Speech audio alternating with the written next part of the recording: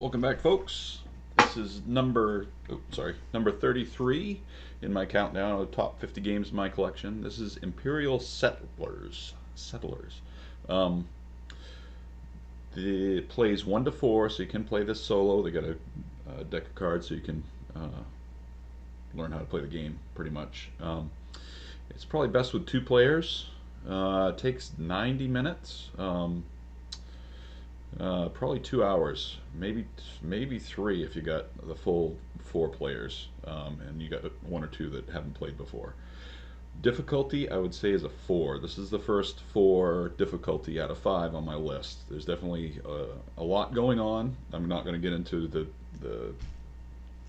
details like I did with the other games because it will get boring. But essentially, this is an engine building game. You're trying to create an engine to get the most out of the resources to get victory points. One of the most victory points at the end of 5 rounds is the winner.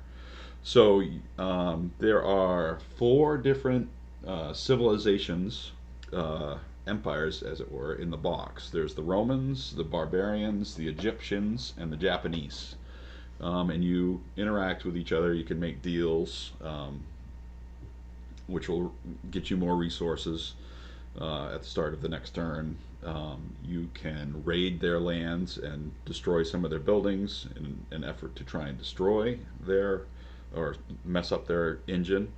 When I say engine, there's a lot of different resources in the game.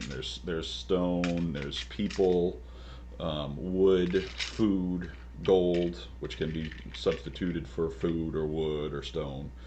Um, there's also, you can defend your lands. So the way it works is each faction has a deck of cards, and you're going to get some of those in your hand. And then there's a generic deck that all the factions will pull from. So you have some of these. And during your turn, you will do an action in turn, and each of these cards will say, like this one, the Watchtower, pay to build. It is the blue-backed one, so it's a generic one. So it doesn't need a foundation, whereas your bigger ones will need a foundation, or your faction-specific cards will need a foundation. It says pay 2 wood, and then you can build a Watchtower. And what does the Watchtower do? Well, during the production phase, it lets you draw another one of these cards, which is great. And as a building bonus, you get to draw another one of these cards. So I built it, I get the building bonus, I get another one of these cards. And then the next player would go. So the idea is you create an engine that generates victory points. And I say that meaning, okay, so maybe you've built a quarry or 2, and then you've built up a stonemason and a sculptor for your Roman cards. So first, during your turn, you're going to use this card to make some stone, to have extra stone, and then you are going to send the stone over here and spend the stone to get victory points. But what's going to happen is your opponent is going to raid you and take out your quarry, so now you don't have stone to make these cards work. Like I said, a lot of moving parts. It's Once you learn the game, it's quite fun and very thinky. Like, okay, I want to do this, to do this, to do this, to do this. Got to plan 3 or 4 phases ahead, and you got to be able to adapt when your engine gets messed up. Each faction definitely has a different flavor. Like the barbarians focus on raiding and messing up other people's stuff, and they get points for that. The Romans are just good at building stuff. The Egyptians, I'm trying to remember what they do.